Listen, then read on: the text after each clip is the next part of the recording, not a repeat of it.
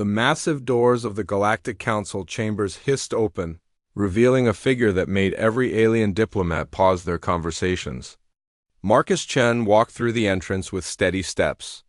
His simple black uniform a stark contrast to the elaborate robes and ceremonial armor worn by representatives from hundreds of worlds. Queen Zarathes of the Veltar Empire watched from her elevated platform, her forearms crossed in obvious displeasure.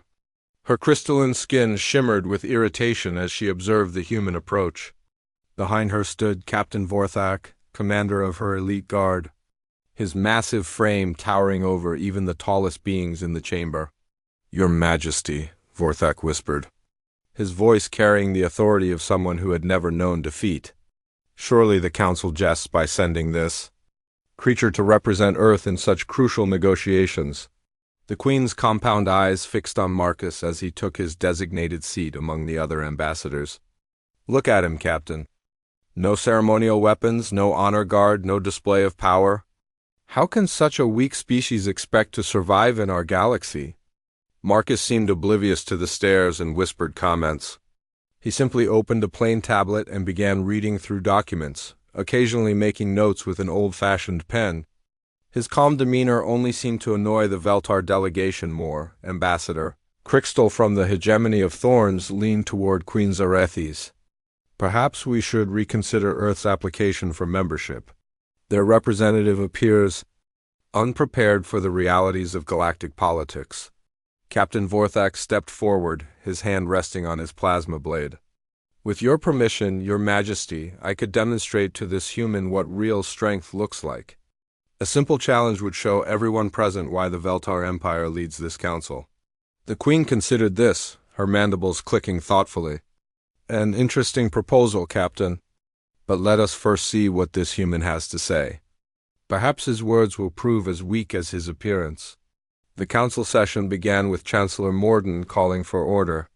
His ancient voice echoed through the chamber as he announced the day's primary agenda: the formal review of Earth's membership application and their proposal for a new treaty regarding frontier world protection. When Marcus was called to speak, he rose slowly and walked to the central podium. The chamber fell silent, but not out of respect. Rather, it was the quiet that comes before a storm of mockery.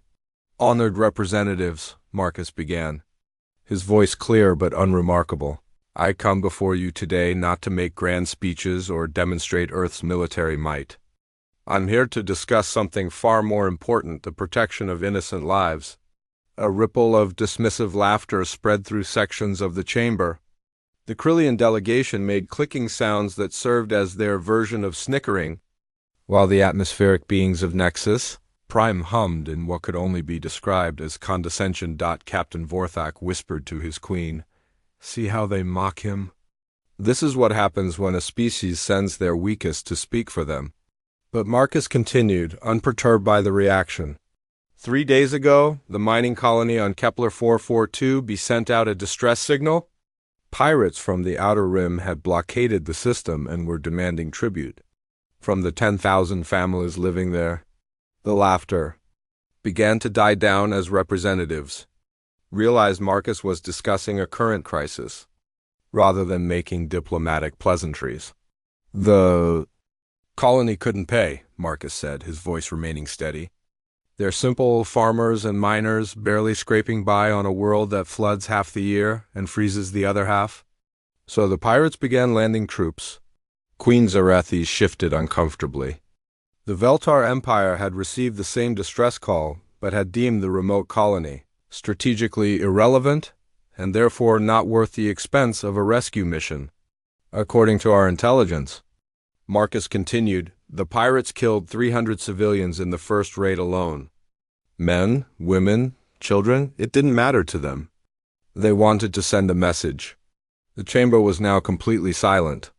Even the most dismissive delegates had stopped their side conversations. "Now, I know what many of you are thinking," Marcus said, his eyes scanning the room. "Kepler 442 is far from any major trade route. It has no strategic value. The colonists produce nothing that can't be found elsewhere. By most measures, it's not worth the cost of a military intervention." Ambassador Krikstal nodded approvingly. Finally, the human was showing some understanding of realpolitik. But here's where humanity differs from many of our galactic neighbors, Marcus continued. We don't measure the worth of lives by their economic output or strategic importance. Those 10,000 people called for help, and we answered. Captain Vorthak scoffed quietly. Typical human sentimentality. They'll bankrupt themselves trying to save every lost cause in the galaxy. Marcus activated a holographic display above the podium. What I'm about to show you is footage from the Kepler 442b system, recorded 18 hours ago. The hologram flickered to life, showing a view of space near a blue-green world. At first, nothing seemed remarkable about the scene. Then shapes began emerging from what appeared to be empty space. Our stealth destroyer Phantom materialized first, Marcus explained as a sleek warship appeared in the display. Followed by the heavy cruisers Wellington and Yamato. More ships appeared, dozens of them. Destroyers, frigates, support vessels, and finally, emerging like a metal mountain from the void, a massive dreadnought that dwarfed everything around it. The UES Defiance, Marcus said simply. Our newest ship of the line? The chamber erupted in surprised murmurs. Several delegates were frantically checking their intelligence reports.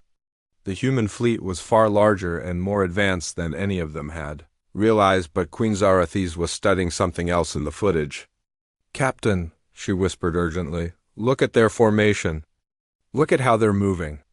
Vorthak leaned forward, his training as a military commander overriding his prejudice for a moment. What he saw made his blood run cold. The human ships weren't just arranged randomly, they were executing a complex battle formation that he recognized from theoretical studies, one that required perfect coordination and split-second timing. That's impossible, he breathed. That maneuver takes years to master. Even our elite squadrons can barely manage it.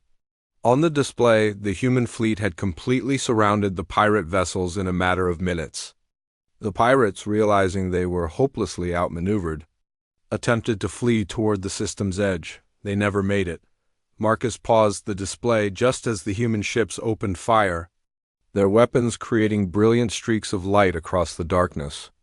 The engagement lasted exactly 4 minutes and 37 seconds. All pirate vessels were either destroyed or captured. Not a single civilian was harmed in the rescue operation. The silence in the chamber was no longer dismissive, it was stunned. Queen Zarathes found herself leaning forward, studying the frozen image of the human fleet with new eyes. This wasn't the military of a weak, primitive species. This was something else entirely. Marcus resumed the footage, and the chamber watched in absolute silence as the human rescue operation unfolded. Dropships descended toward the colony world like falling stars, their hulls gleaming despite the atmospheric entry. What happened next made even the most experienced military minds in the room take notice. Our Marines didn't just land randomly, Marcus explained as the footage switched to ground-based cameras. They had studied the colony layout for 72 hours straight, memorizing every building, every street, every potential hiding spot where civilians might be trapped. The display showed armored figures moving through the colony with purpose and precision. But these weren't the clumsy, bulky movements that most species expected from humans in combat gear. These soldiers moved like dancers, each step calculated, each movement flowing into the next. Captain Vorthak's grip tightened on his weapon.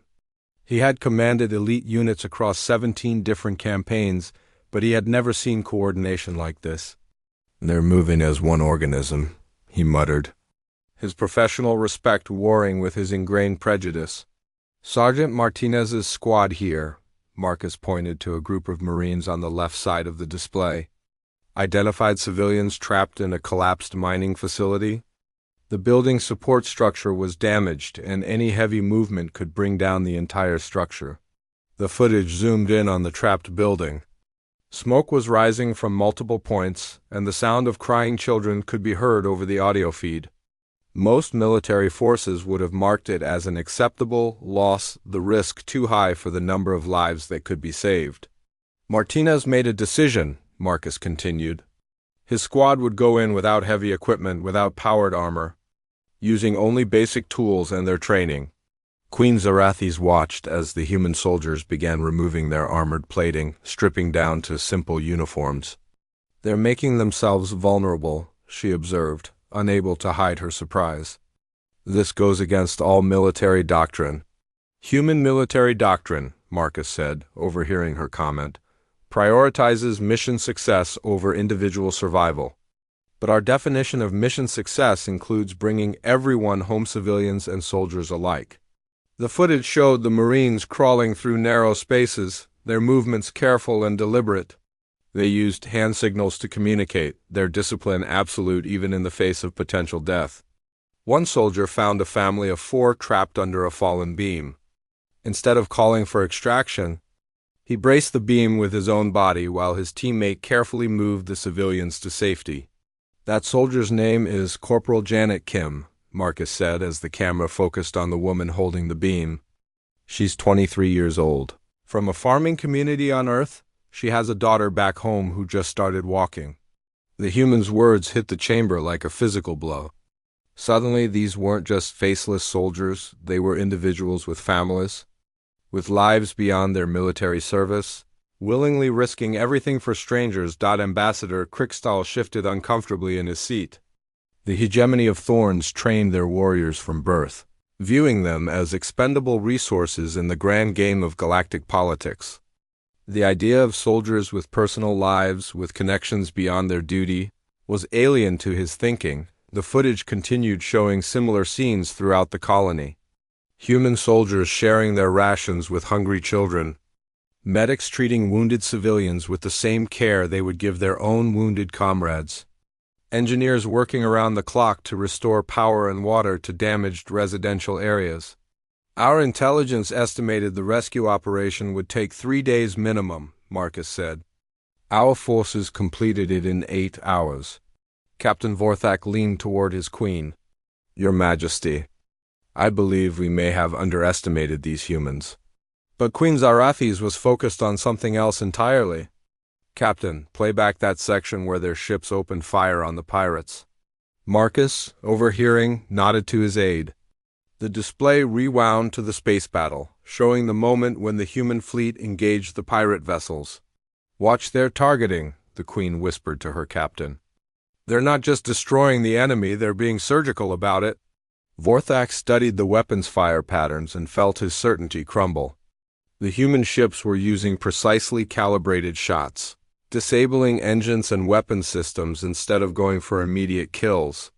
"They're trying to capture the pirates alive," he realized. Queen Zarathes asked, genuinely puzzled. "Dead pirates can't threaten anyone again." Marcus heard her question and paused the display. "Because, Your Majesty, we believe that even pirates are capable of redemption. Those prisoners are now working in rehabilitation programs, learning skills that will let them contribute to society instead of preying on it." The concept was so foreign to most galactic civilizations that several delegates began talking among themselves in confusion. The Veltar Empire had built its reputation on the complete annihilation of its enemies. The idea of reforming criminals instead of eliminating them seemed impossibly naive. "But surely," Ambassador Krickstall interjected, "this approach makes you appear weak to other potential threats?" Marcus smiled for the first time since entering the chamber. "Let me show you something interesting about human psychology." The display changed to show a different scene: a massive space station orbiting a red dwarf star. The structure was clearly military in nature, bristling with weapons and defensive systems. "This is Firebase Alpha, our forward operating base in the Outer Rim. It was attacked 6 months ago by a Raider Alliance, 12 different pirate fleets working together. They thought humanity would be an easy target." The footage showed hundreds of ships approaching the station, their hulls painted with the symbols of various criminal organizations. It should have been an overwhelming force against a single outpost. "The engagement lasted 43 minutes, Marcus said. Not a single human ship was lost." The display showed the battle unfolding at high speed. The human defenders didn't just repel the attack, they systematically dismantled it. Each pirate fleet was isolated and neutralized with mechanical precision. Ships that tried to flee were pursued and captured. Command vessels were targeted first, leaving the remaining ships leaderless and confused. The word spread quickly through the criminal networks, Marcus continued. Within 2 weeks, pirate activity in human space dropped by 80%. Not because we had destroyed all the pirates, but because they realized that attacking humans wasn't just dangerous, it was futile. Captain Vorthok was studying the tactical display with growing amazement. Their fleet movements, they anticipated every possible escape route. This level of strategic planning would take most civilizations months to develop. How long did your fleet have to prepare for this defense? Queen Zarathes asked. 17 minutes, Marcus replied simply. From the time our sensors detected the incoming fleet to the moment we opened fire. The chamber erupted in disbelief. 17 minutes was barely enough time for most species to sound general quarters, let alone plan and execute a complex defensive strategy. Impossible, Ambassador Crixtel declared. No military force can coordinate that quickly. Human military doctrine emphasizes adaptability, Marcus explained. Our officers are trained to make rapid decisions based on incomplete information. Our crews drill constantly on improvised tactics. When the pirates attacked, our people didn't need to wait for orders from high command. Every ship captain knew what needed to be done. Queen Zarathes was beginning to understand that everything she thought she knew about humanity was wrong. These weren't the primitive, emotional creatures her intelligence reports had described.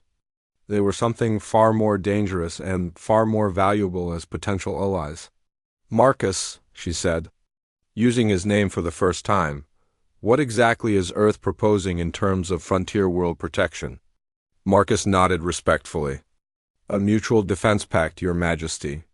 Any attack on a colony world of any member species would be treated as an attack on all member worlds. Human forces would respond within 48 hours to any distress call, regardless of the colony's location or strategic value. The Queen's mandibles clicked thoughtfully. And what does Earth want in return? The same protection for our colonies, Marcus said, and access to galactic trade networks on equal terms with other member species. It seemed almost too good to be true. But as Queen Zarathes looked at the frozen image of the human fleet on the display, she began to wonder if perhaps humanity was offering something far more valuable than she had initially realized. The next morning brought an unexpected development. Queen Zarathes had requested a private meeting with Marcus, much to the surprise of her advisors and the concern of Captain Vorthok. The meeting was scheduled to take place aboard the Queen's flagship, the Sovereign's Wrath, a massive vessel that served as both her mobile palace and the command ship for the Veltar Imperial Navy. Marcus arrived at the docking bay, accompanied only by a single aide, a young woman named Lieutenant Sarah Chun, who carried herself with the same quiet confidence as her superior. This casual approach to what should have been a formal diplomatic meeting made Captain Vorthok's antennae twitch with irritation. Your Majesty, Vorthok said as they watched the human shuttle approach, allowing these humans aboard your flagship seems unwise. We know little about their true capabilities or intentions. Queen Zarathes adjusted her ceremonial crown, its crystalline structure catching the light from the viewport. Perhaps that's exactly why we need to know more, Captain. Yesterday's presentation raised questions that our intelligence reports cannot answer. The shuttle docked with barely a whisper, its landing system so advanced that there was no vibration or sound to indicate its arrival. When the airlock opened, Marcus emerged wearing the same simple black uniform he had worn to the council chambers. No ceremony, no fanfare, no display of weapons or wealth. Your Majesty, Marcus said, offering a respectful bow that somehow managed to be both humble and dignified. Thank you for agreeing to this meeting.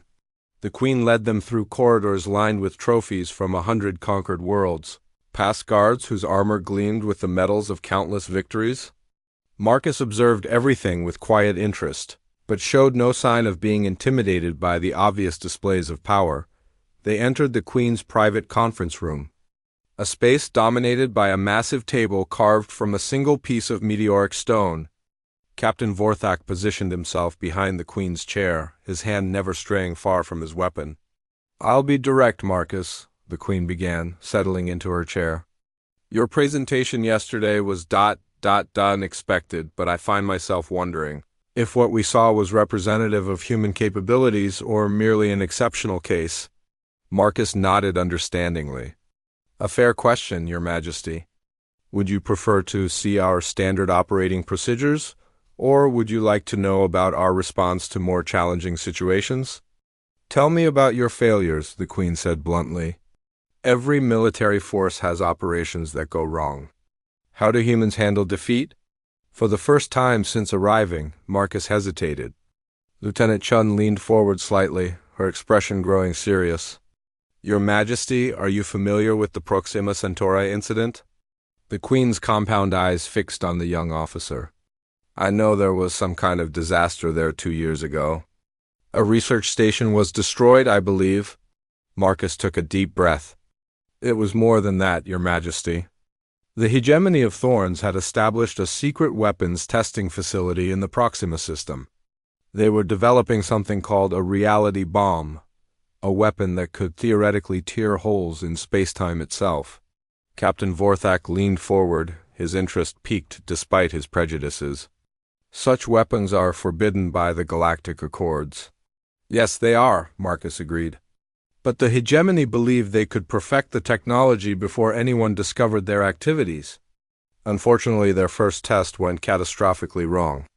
Lieutenant Chun activated a small holographic projector, showing a 3-dimensional map of the Proxima system. The weapon tore open a rift in space that began consuming everything around it, planets, even the star itself. The rift was expanding at an exponential rate. Queen Zarathis felt a chill run through her exoskeleton. "How large did it grow?" "By the time we detected it, the rift had already consumed 2 planets, Marcus said quietly. "Our physicists calculated that if left unchecked, it would grow large enough to threaten neighboring star systems within 6 months. "Surely the hegemony requested assistance from the Galactic Council?" The Queen asked it. Marcus shook his head. "They denied the rift existed, claiming it was a natural phenomenon. They were more concerned with covering up their illegal weapons program than with stopping the disaster they had created." Captain Vorthak's mandibles clicked in disgust. Even by his harsh standards, the hegemony's behavior was dishonorable. "What did humanity do?" "We did what we always do," Lieutenant Chun said simply. "We tried to help." The holographic display changed to show human ships approaching the expanding rift. But these weren't warships, they were research vessels, science ships, and engineering platforms. "Our best physicists worked around the clock to understand the phenomenon," Marcus explained.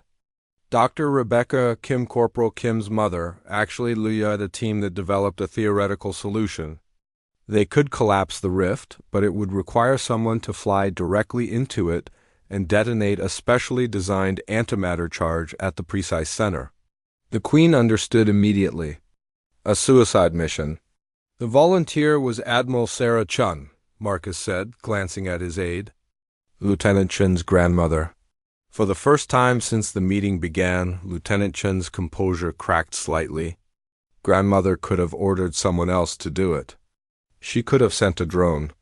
But she said that if someone was going to die to save those systems, it should be the person who made the decision. The holographic display showed a single ship, smaller than the others, breaking away from the human fleet and heading directly toward the swirling chaos of the rift. As they watched, the ship disappeared into the anomaly, and moments later, a brilliant flash of light signaled the successful collapse of the spatial tier. "Admiral Chun's sacrifice saved 17 star systems from destruction," Marcus said. "The hegemony of Thorns still refuses to acknowledge what happened, but 8 billion lives were preserved that day." Queen Zarathis sat in stunned silence. The Veltar Empire prided itself on its military traditions and concepts of honor, but she had never heard of a commanding officer voluntarily sacrificing themselves for the greater good. In her culture, leaders were too valuable to risk in such operations. "How many people knew the truth about what happened?" she asked. "Everyone in the human military," Lieutenant Chun answered. And most of our civilian population as well. We don't classify heroic actions as state secrets. Captain Vorthak had been unusually quiet during the story, but now he spoke up. If your people are willing to die for strangers, what would they do for their allies? Marcus and Lieutenant Chun exchanged a look before the older man answered. Captain, I think you're asking the wrong question. What do you mean? You're wondering what humans would do for their allies, Marcus said. But from our perspective, once we consider someone an ally, they're no longer strangers. They become part of our extended family. The concept was so foreign to Queen Zarathes that she had trouble processing it. Galactic politics were built on shifting alliances, temporary partnerships, and calculated betrayals. The idea of permanent, emotional bonds between species seemed impossible. You're saying that humans form genuine attachments to alien species? She asked. Your Majesty, Lieutenant Chun said with a small smile, my best friend is a Rigelian engineer named Takavar. We served together during the asteroid belt mining crisis. He saved my life when a tunnel collapsed, and I pulled him out of a reactor breach 6 months later. When I got married last year, he was my maid of honor.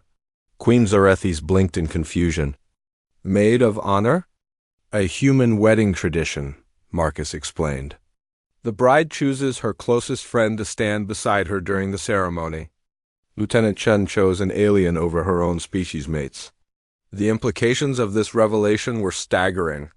If humans could form genuine emotional bonds with aliens, it meant their military alliances weren't just political conveniences, they were based on personal loyalty and affection. Captain Vorthak, the Queen said slowly, I believe we need to reconsider our assessment of human motivations. The captain nodded. His earlier dismissiveness replaced by thoughtful analysis. Your Majesty, if these humans truly fight for emotional reasons rather than strategic ones, they may be the most dangerous allies or enemies in the galaxy? Marcus leaned forward slightly.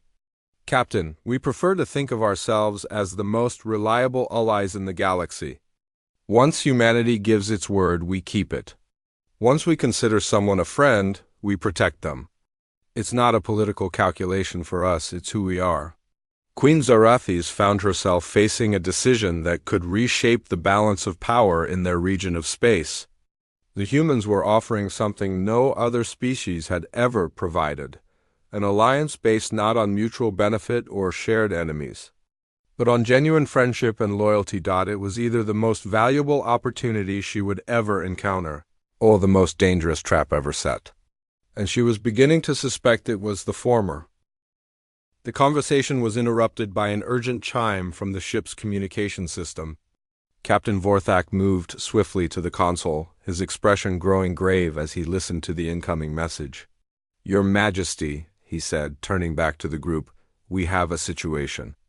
Long-range sensors are detecting a massive fleet approaching the edge of the System Krillian Dominion warships. At least 200 vessels. Queen Zarathes rose from her chair, her diplomatic composure replaced by the bearing of a military commander. The Krillians, here? This is neutral space during council sessions. Marcus stood as well, but his reaction surprised everyone in the room. Instead of alarm or concern, his expression showed only mild interest. Lieutenant Chun, can you confirm the composition of that fleet? The young officer was already working with a small handheld device. Sir, I'm reading 187 Krillian vessels. Mostly heavy cruisers and battleships with escort screens. They're maintaining formation but heading directly for the council station. Captain Vorthak's mandibles clicked rapidly, a sign of severe agitation in his species. Your Majesty, the Krillians wouldn't dare attack during a council session unless they had overwhelming force. We must prepare our defenses immediately. Queen Zarathes nodded, but then noticed that Marcus hadn't moved toward the door. Ambassador, shouldn't you be alerting your forces? My forces are already aware, Your Majesty, Marcus replied calmly. They've been tracking the Krillian fleet since it entered this sector 3 hours ago. The Queen's compound eyes widened. 3 hours? Our sensors only detected them 10 minutes ago. Lieutenant Chun smiled slightly. Human sensor technology has some advantages, Your Majesty. We tend to see things coming from a bit farther away. Captain Vorthak activated the room's tactical display, showing the approaching Krillian fleet as red dots moving steadily toward the central station where the council was in session. Even if you knew they were coming, what can you possibly do? Your delegation arrived with only 3 ships. Marcus glanced at Lieutenant Chun, who nodded slightly. Captain, I think there's been a misunderstanding. We didn't arrive with 3 ships. The tactical display suddenly flickered and dozens of new contacts appeared throughout the system. Ships materialized from what had appeared to be empty space, their positions carefully chosen to create overlapping fields of fire around the council station. Queen Zarathis stared at the display in shock. Where did they come from? Stealth technology, Marcus explained simply. Our ships have been in position since before the council session began. Standard protocol when our diplomats are operating in potentially hostile territory. Captain Vorthak counted the contacts rapidly. 47 ships. Still outnumbered 4-1 by the Krillians. Quality over quantity, Captain, Lieutenant Chun said. Besides, we're not alone. As if responding to her words, more contacts began appearing on the display ships from a dozen different species, all moving to defensive positions around the station. I don't understand, the Queen said. Why are so many species rallying to defend the council? Marcus activated his communicator. This is Ambassador Chun to all allied vessels. Please identify yourselves for our Veltar guests. The communication channel filled with responses from ship commanders of various species.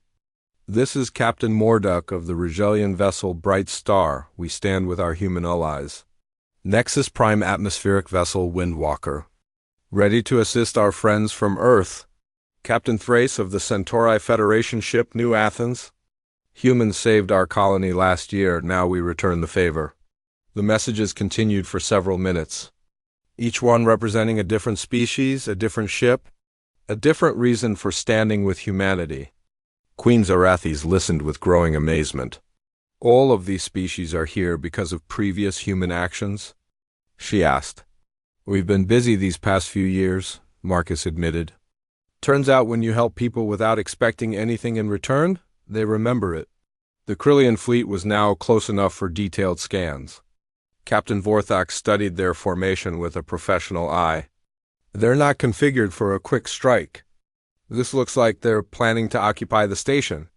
The Krillians have been pushing for expanded territorial rights in the Outer Rim, Lieutenant Chun explained. They probably see the council session as an opportunity to force through their proposals by intimidation. Queen Zarathis watched as the human and allied fleets moved into defensive positions. It was unlike anything she had ever seen, ships from species that had been enemies for centuries working together with perfect coordination. How do you manage to get such diverse species to cooperate? She asked. We don't manage them, Marcus said. We treat them as equals and trust them to do the right thing. Most of the time, they do. The communication system chimed again, this time with a message from the Krillian fleet commander. His insectoid features filled the display, his multifaceted eyes glittering with predatory confidence. Attention Council Station, the Krillian commander began. I am Admiral Kreshtak of the Dominion 5th Fleet, by order of the Krillian High Command. This council session is suspended pending renegotiation of territorial boundaries in sectors 7 through 12. Queen Zarathis' anger flared. They cannot simply suspend a council session by military force. They can try, Captain Vorthak growled, his hand moving to his weapon controls, but Marcus raised a hand calmly. Admiral Kreshtak, this is Ambassador Marcus Chun representing Earth and our allied species. The Council is currently in session under the protection of neutral space agreements. Your fleet's presence here violates interstellar law. The Krillian Admiral's laugh sounded like breaking glass.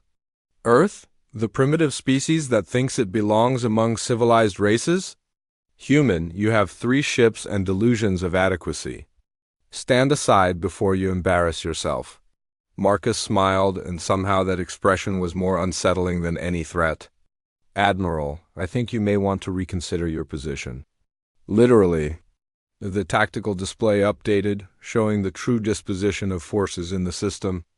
What had appeared to be a simple Krillian advantage now looked very different.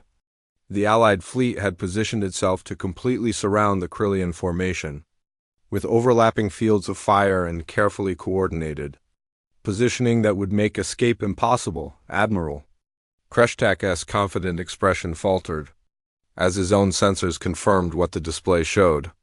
This is impossible. Our intelligence reported minimal defense forces in this system. Your intelligence was looking for traditional defensive deployments, Lieutenant Chun said sweetly. We don't really do traditional. Queen Zarathi studied the tactical situation with professional appreciation. The Allied fleet had achieved perfect encirclement without firing a shot, using stealth technology and careful positioning to create an inescapable trap. Admiral, Marcus said, his voice still friendly but with an undertone of steel, I'm going to give you one opportunity to withdraw your fleet and return to Krillian space. Your ships will not be harmed, and this incident will be treated as a navigation error. And if I refuse? Kreshtak demanded. Marcus glanced at the tactical display. Then we'll demonstrate why picking fights with humans and their friends is generally considered poor strategic planning. Captain Vorthak leaned toward his queen.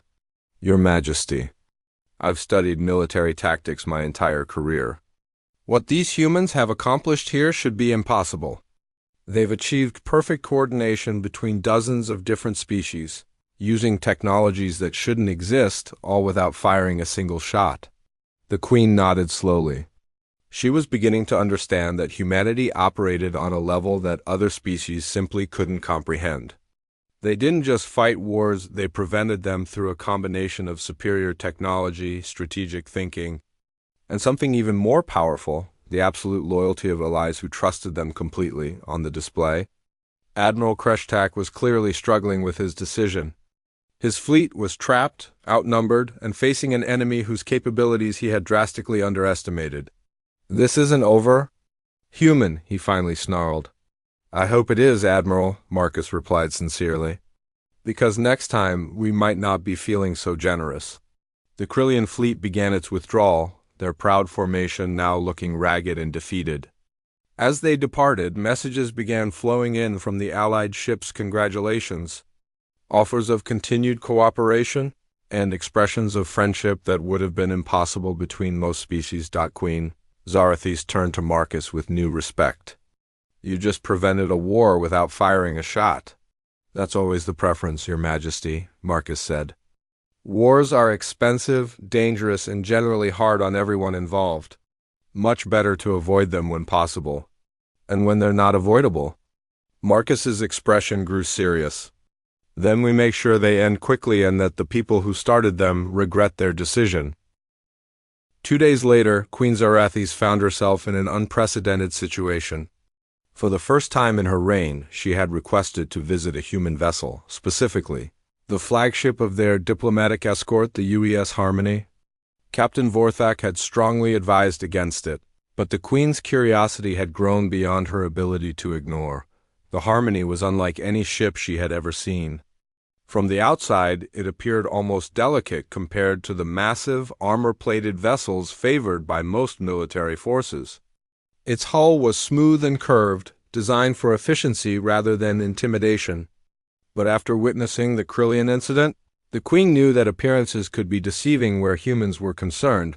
Marcus met them at the airlock, once again dressed in his simple uniform. Your Majesty, welcome aboard. I think you'll find our ship interesting.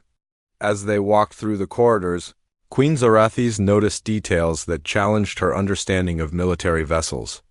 The walls were lined with artwork paintings, photographs, and sculptures created by crew members during off-duty hours. There were small gardens and corridor alcoves, carefully tended plants that served no tactical purpose but somehow made the ship feel alive. This is not what I expected from a warship, she admitted. The Harmony isn't primarily a warship, Marcus explained. It's a home for 3,000 people who happen to serve in our military. We believe that people fight better when they're fighting to protect something beautiful. They passed a recreation area where off-duty crew members were engaged in various activities. Some were reading, others were playing musical instruments, and a group was gathered around a table playing what appeared to be a complex board game. What struck the Queen most was the diversity: humans, yes, but also several aliens who were clearly permanent crew members. "You integrate other species into your military structure?" Captain Vorthak asked, his professional curiosity overriding his usual hostility. "We integrate other species into our community," Lieutenant Chun corrected. "Military rank is just one aspect of that. Chief Engineer Zekthara over there is Rigelian. She's been with us for 3 years and just became a citizen of Earth last month." The Queen stopped walking. "Aliens can become citizens of Earth?" "Of course," Marcus said, surprised by her reaction. "Citizenship isn't based on biology. It's based on commitment to our values and willingness to contribute to our society." They entered the ship's command center, and Queen Zarathis immediately noticed the difference between this and the bridge of her own flagship. Instead of a single captain's chair elevated above subordinates, the human bridge featured multiple workstations arranged in a circle, with the captain's position integrated seamlessly into the pattern. "Captain Miller," Marcus said to a middle-aged woman who rose from one of the central stations, "I'd like you to meet Queen Zarathis of the Veltar Empire." Captain Miller offered a respectful nod. "Your Majesty, it's an honor.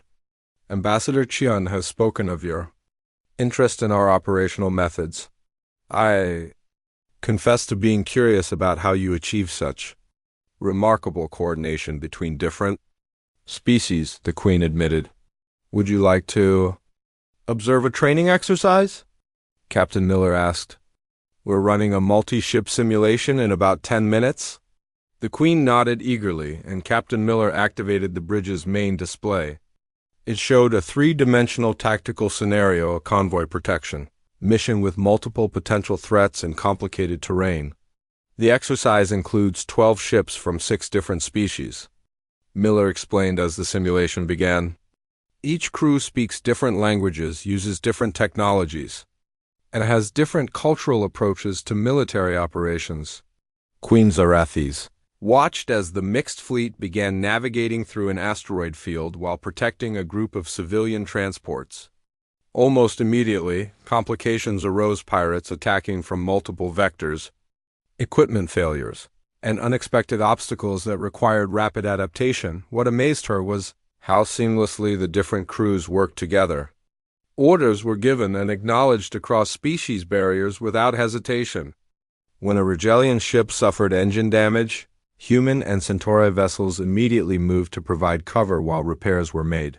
"How do they communicate so effectively?" Captain Vorthak asked. "The Rigelians think in mathematical concepts, while the Centauri base their decisions on consensus building. We spent 2 years developing universal communication protocols," Lieutenant Chun explained. "But more importantly, we spent time learning how each species thinks and operates. Our crews train together, live together, and eventually learn to anticipate each other's needs." The simulation reached its climax when the convoy came under attack from a force 3 times their size. Instead of panicking or falling back on individual tactics, the mixed fleet executed a complex maneuver that used each species' strengths to maximum advantage. The Rigelian ships, with their superior sensors, provided targeting data. The Centauri vessels used their natural team coordination to create defensive screens. The human ships acted as mobile command platforms, coordinating the overall strategy while adapting to changing conditions in real time. "Exercise complete," announced one of the bridge officers. Simulation results: convoy successfully defended. All civilian transports delivered safely, 0 friendly casualties. Queen Zarathi stared at the display in amazement. "How long did it take to train your crews to that level?" "This particular group has been working together for 8 months, Captain Miller replied. "But the individual crews started with our basic integration program, which takes about 6 weeks. 6 weeks? Captain Vorthak couldn't hide his incredulity. "It takes our elite units years to achieve that level of coordination, and they're all the same species." Marcus smiled. "Captain, I think you're still approaching this from a traditional military perspective. We don't train our people to follow orders blindly, we train them to think independently while working toward common goals. To demonstrate his point, Marcus activated another display showing a real-time feed from the ship's engineering section. The Queen watched as crew members from 4 different species worked together on what appeared to be a complex repair project. There was no obvious hierarchy, no single person barking orders. Instead, each individual seemed to know instinctively what needed to be done and how to coordinate with their teammates. "This is Chief Engineer Zekthara," Captain Miller said, highlighting a tall, crystalline figure directing the work. "She's coordinating repairs to our primary sensor array. Watch how she works with her team." The Regelian engineer was simultaneously managing 3 different repair teams, each working on a different aspect of the problem. But instead of issuing commands, she was facilitating discussions, helping each team understand how their work affected the others, and ensuring that everyone had the information they needed to make good decisions. In most military organizations, Marcus explained, information flows up the chain of command and orders flow down. In human organizations, information flows in all directions. And good ideas can come from anywhere. Queen Zarathis watched a young ensign suggest a modification to the repair plan that would reduce the time needed by half. Instead of dismissing the idea because of the ensign's low rank, Chief Engineer Zekthara immediately began testing the proposal with her team. "That ensign just potentially saved us 3 hours of work," Captain Miller noted. In a traditional hierarchy, his idea might never have been heard. "Or he might have been punished for speaking out of turn," Captain Vorthak added grimly. Thinking of his own military's rigid structure, the repair team implemented the ensign's suggestion, and the sensor array came back online ahead of schedule. The Queen watched as Chief Engineer Zekthara made sure to publicly credit the young human for his contribution, and she saw the pride and satisfaction on the ensign's face. "Your people seem genuinely happy," she observed. "That's the point," Marcus said. "Happy people work harder, think more creatively, and care more about their mission's success. We don't maintain discipline through fear, we maintain it through mutual respect and shared purpose." Captain Vorthak had been unusually quiet during the tour, but now he spoke up. "Ambassador, I have a personal question, if I may." "Of course, Captain." "In my culture, military service is about honor, duty, and obedience to superiors. What motivates human soldiers?" Marcus considered the question carefully. "Love, Captain. We fight because we love something, our families, our friends, our way of life, our ideals. Fear can make someone fight, but love makes them fight harder and smarter." The concept was so foreign to Captain Vorthak's worldview that he struggled to process it. In Veltar culture, emotions were considered weaknesses that had to be controlled and suppressed. The idea that love could be a source of military strength seemed impossible, but as he looked around the bridge of the Harmony, seeing the casual camaraderie between crew members, the genuine respect they showed for each other regardless of species or rank, and the obvious pride they took in their work, he began to wonder if perhaps the humans had discovered something that his people had missed. Queen Zarathis was having similar thoughts. She had built her empire on the traditional foundations of military strength, technological superiority, and political cunning. The final day of the council session arrived with an atmosphere of tension that had nothing to do with the recent Krillian incident. Word had spread throughout the diplomatic community about the private meetings between Queen Zarathis and the human delegation. Ancient alliances were being questioned, and traditional power structures were beginning to shift. Ambassador Crixtal, from the hegemony of Thorns, had called for an emergency session to address what he termed the human problem. As delegates filed into the chamber, it became clear that the galaxy was about to witness a confrontation that could reshape interstellar politics. Queen Zarathis entered with her usual retinue, but those who knew her well noticed subtle changes. Captain Vorthak still accompanied her, but his posture was less rigid, his expression more thoughtful than hostile. The Queen herself moved with the same regal bearing, but there was a new quality to her presence, something that might have been called hope. Marcus arrived precisely on time. still accompanied only by Lieutenant Chun. If he was aware of the storm brewing around him, he showed no sign of concern. He took his seat among the other delegates and began reviewing his notes with the same calm professionalism he had shown from the beginning. Chancellor, Morden called the session to order, his ancient voice carrying the weight of centuries of diplomatic tradition. We gather today to address concerns raised by several member species regarding Earth's application for full membership in the Galactic Council. Ambassador Crixtall rose immediately, his imposing frame casting a shadow across the chamber. Honored Chancellor, the hegemony of Thorns wishes to formally object to Earth's membership application. Recent events have proven that humans represent a destabilizing influence on galactic order. A murmur ran through the chamber. Several delegates nodded in agreement while others looked uncertain. Furthermore, Crixtall continued, their aggressive recruitment of allied species threatens the careful balance of power that has maintained peace for generations. Queen Zarethis found herself in an unexpected position. 3 days ago she might have supported Crixtall's objections. Now she felt compelled to speak in humanity's defense. Ambassador Crixtall, she said, rising from her seat, could you clarify what you mean by aggressive recruitment? From my observations, the humans have gained allies through mutual assistance and shared values, not through coercion or threats. Crixtall's multifaceted eyes fixed on her with surprise. Your Majesty, surely you cannot support a species that operates outside established diplomatic protocols? They form emotional attachments to alien races, ignore proper chains of command, and worst of all, they actually keep their promises. The last comment, intended as criticism, drew scattered laughter from several delegations. Even Chancellor Morden's ancient features seemed to twitch with amusement. Marcus stood slowly, requesting permission to address the chamber. When the Chancellor nodded, he walked to the central podium with the same unhurried confidence he had shown throughout the proceedings.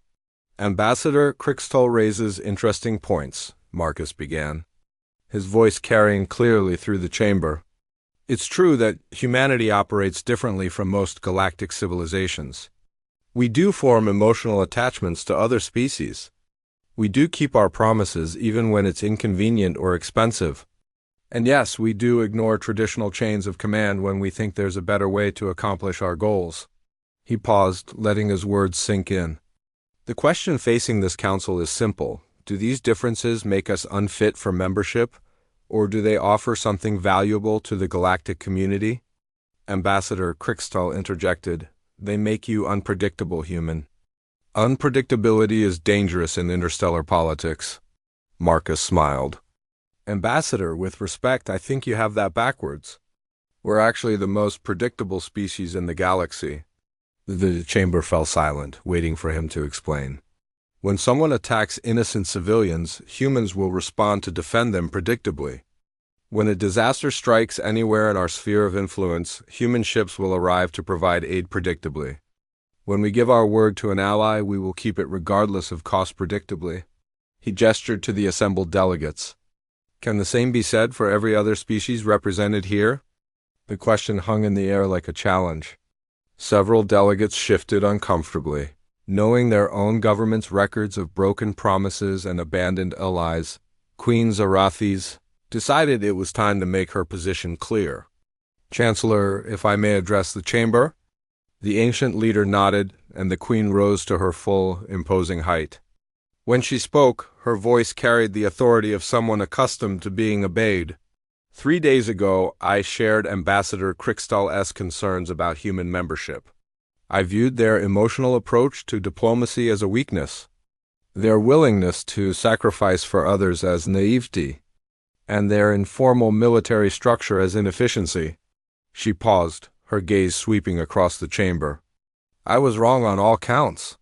The admission sent shockwaves through the assembled delegates. Queen Zarethis was known for her pride and her reluctance to admit error. I have observed human military operations, witnessed their diplomatic methods, and studied their alliance structures, she continued. What I discovered is a species that has solved problems the rest of us didn't even know we had. Captain Vorthak stepped forward, his massive frame adding weight to his queen's words. "Your Majesty speaks truly. I have commanded elite forces for 30 years, and I have never seen anything like human military coordination. They achieve unity of purpose through mutual respect rather than rigid hierarchy. The result is forces that think, adapt, and overcome obstacles that would paralyze conventional armies." Ambassador Crickstal's expression grew desperate. "You cannot seriously be considering—" "I am," the Queen cut him off. "The Veltar Empire formally endorses Earth's application for full membership in the Galactic Council." The chamber erupted in surprised conversations. The Veltar Empire's support would carry enormous weight. But the Queen wasn't finished. "Moreover," she continued, raising her voice above the commotion, "the Veltar Empire wishes to propose a formal alliance with Earth, including mutual defense agreements and full military cooperation." The silence that followed was absolute. In the Chamber's long history, no major power had ever proposed such a comprehensive alliance during a council session. Marcus looked as surprised as anyone else, but he recovered quickly. "Your Majesty, Earth would be honored by such an alliance, pending approval by our government." "There's more," Queen Zarathis said, and somehow her next words managed to shock the chamber even further. "I hereby appoint Ambassador Marcus Chun as special advisor to the Veltar Crown, with full diplomatic immunity and the right to speak on behalf of the Empire in matters of mutual concern." Captain Vorthak nodded approvingly. In Veltar culture, such an appointment was the highest honor that could be given to a non-citizen. Ambassador Crickstal stood again, his voice rising to a near shout. "This is madness. You would overturn millennia of established order for these emotional primitives?" Before Queen Zarathis could respond, another voice cut through the chamber. "The Rigelian Confederation supports Earth's membership." The speaker was Ambassador Tekelin, whose people had been among humanity's first alien allies. "As does the Centauri Federation," announced another delegate. "The Nexus Prime Collective also endorses human membership." One by one, species that had formed alliances with humanity spoke up in support. Soon, more than half the chamber was backing Earth's application. Chancellor Morden called for order, but his expression suggested he was more amused than annoyed by the unprecedented show of support. "It appears," he said when the chamber finally quieted, "that Earth has already demonstrated the very qualities we seek in council members, the ability to build consensus and inspire cooperation among diverse species." He looked directly at Marcus. "Ambassador Chun, does Earth accept the responsibilities and obligations of full membership in the Galactic Council?" Marcus stood straight, his voice clear and firm. "Chancellor, on behalf of the United Earth Government, I accept full membership with gratitude and the promise that Earth will work tirelessly to uphold the principles of peace, cooperation, and mutual aid that guide this council." The formal vote was a mere formality. Earth's membership was approved by the widest margin in council history. As delegates began filing out of the chamber, Queen Zarathis approached Marcus with Captain Vorthak at her side. "Ambassador, or should I say, Special Advisor, I believe this is the beginning of a beautiful friendship." Marcus smiled, extending his hand in the human gesture of greeting. "Your Majesty, I think you're absolutely right." Captain Vorthak, still adjusting to his changing worldview, offered his own observation. "Perhaps it is time for the galaxy to learn new ways of doing things." As the three of them walked together toward the chamber's exit, none of them noticed Ambassador Crickstal watching from the shadows, his expression promising that the hegemony of Thorns would not accept this new order without a fight, but that, as they say, is a story for another day. 6 months after Earth's admission to the Galactic Council, the transformation of interstellar politics had exceeded everyone's expectations, except perhaps those of Marcus Chun, who had quietly predicted such changes from the beginning. Queen Zarathis stood in her private chambers aboard the Sovereign's Wrath, studying reports that would have seemed impossible just a year earlier. Trade between Veltar and human worlds had increased by 300%. Joint military exercises had revealed tactical innovations that both species were eager to implement. Most remarkably, cultural exchange programs had led to genuine friendships between individuals who had never imagined they could have anything in common. Captain Vorthak entered her chambers carrying a sealed communication cylinder, the traditional method for delivering the most sensitive military intelligence. Your Majesty, he said, offering a respectful bow. We have received the final report on the joint operation at Kepler 186. The Queen accepted the cylinder and activated its holographic display. What she saw made her mandibles click with satisfaction. 17 Hegemony of Thorns vessels neutralized without a single casualty on either side, she read aloud. Illegal mining operations shut down, enslaved workers liberated. Environmental damage reversed through innovative terraforming techniques. The operation had been the first major test of the Veltar-Human alliance. Ambassador Crixtal's government had established a secret mining facility on Kepler 186, using slave labor to extract rare minerals while poisoning the planet's atmosphere. When the operation was discovered, both Earth and the Veltar Empire had responded with unprecedented coordination. The humans continue to surprise me, Captain Vorthak admitted. Their mercy doctrine of capturing enemies rather than destroying them seemed like weakness at first. Now I understand it as a form of strength we had never considered. Queen Zarathis nodded thoughtfully. The captured hegemony crews were now working in rehabilitation programs, learning skills that would allow them to contribute positively to galactic society.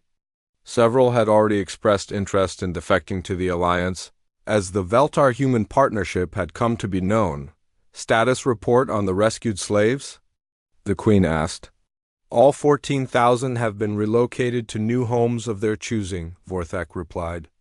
Remarkably, more than half chose to settle on human worlds, despite offers from their original homeworlds. This detail particularly fascinated the Queen. Traditional military logic suggested that liberated prisoners would want to return to familiar territory and their own species.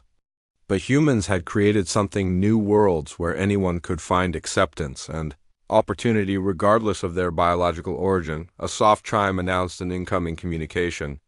The Queen's display activated to show Marcus Chun, now wearing the insignia of his new position as Special Advisor to the Veltar Crown.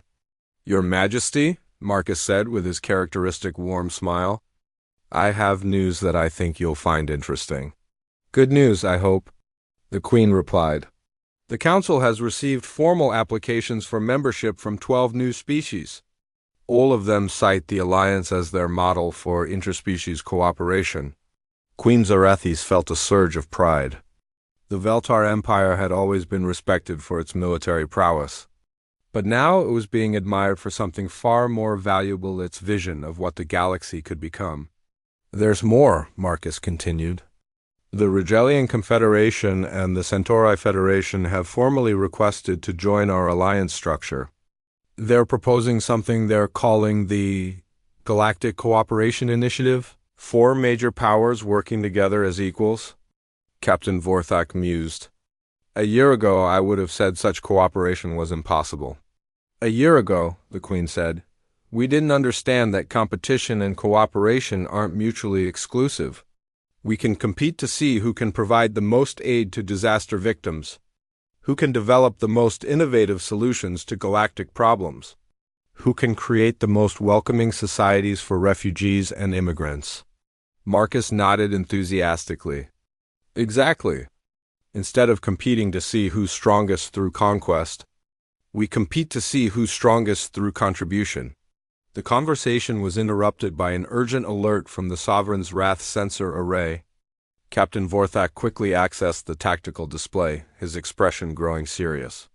Your Majesty, we have multiple distress signals from the Altair system. Reports indicate a massive asteroid is on a collision course with Altair Prime. The planet has 2 billion inhabitants. Marcus leaned forward, his diplomatic demeanor instantly replaced by focused concern. Time to impact? 68 hours, Vorthak replied. The asteroid is too large to destroy with conventional weapons, and any attempt to deflect it would require massive, coordinated effort from multiple fleets. Queen Zarathis stood. her mind already shifting into crisis management mode. Captain, prepare the fleet for immediate departure. Contact all Alliance vessels in the sector and, Your Majesty, Marcus interrupted gently, may I suggest a different approach? The Queen paused, intrigued. In the months of their alliance, Marcus had never suggested anything that wasn't both innovative and effective. Go ahead, she said. Marcus activated his communicator with a command frequency that reached across the galaxy. This is Special Advisor Chung to all Alliance vessels, all member species, and all friendly governments. We have a Code Omega emergency at Altair Prime Planetary Extinction event imminent. I am implementing Rescue Protocol 7. Within minutes, responses began flooding in from across known space. Rigelian. Engineering cores responding with gravitational manipulation. Vessels, Centauri Federation dispatching. Evacuation fleets from 7 sectors. Nexus Prime Collective. Diverting atmospheric processors to assist. Human. Deep Space Command deploying Project Prometheus assets. Even. Species that weren't formal alliance. Members began volunteering assistance. Free Traders Union. Contributing cargo vessels for evacuation. Nomad fleets offering temporary shelter for refugees. Independent. Mining Guild providing industrial equipment. Queen Zarathes watched the responses. Scroll past with growing amazement. Marcus, how many ships are we talking about? Latest count shows approximately 800 vessels converging on Altair system, Lieutenant Chen reported from the communication station, including some of the largest engineering platforms ever built. Captain Vorthak was studying the tactical display with professional appreciation. This isn't just a rescue operation, it's the largest coordinated effort in galactic history. It's what happens when you build relationships instead of just alliances, Marcus explained. When the call goes out, everyone responds because everyone knows that someday they might need help too. The next 60 hours would become legendary in galactic history. The Alliance fleet arrived at Altair to find the asteroid exactly as predicted. Mountain-sized chunk of dense matter. Moving at tremendous velocity toward a helpless world, but instead of attempting a desperate last-minute deflection, the combined fleet implemented a plan that demonstrated the true power of interspecies cooperation. Rigelian gravity ships created a controlled gravitational field that gradually slowed the asteroid's approach. Human engineering vessels used advanced ion drives to provide additional deceleration. Centauri coordination specialists managed the mind-bogglingly complex logistics of 800 ships, working in perfect harmony. Meanwhile, evacuation fleets from dozens of species worked around the clock to relocate Altair Prime's entire population to temporary shelter facilities. Advanced medical ships stood by to treat anyone injured during the evacuation. Supply vessels ensured that no one went hungry or lacked basic necessities. When the asteroid was finally captured and placed in stable orbit around Altair Prime, where it would eventually be mined for rare minerals to benefit the planet's economy, the operation had achieved something unprecedented. The salvation of an entire world with 0 casualties. Queen Zarathes stood on her bridge, watching as the refugee fleet began returning people to their restored homeworld.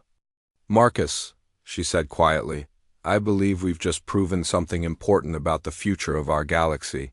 What's that, Your Majesty? That when civilized beings work together in good faith, there's no problem we can't solve.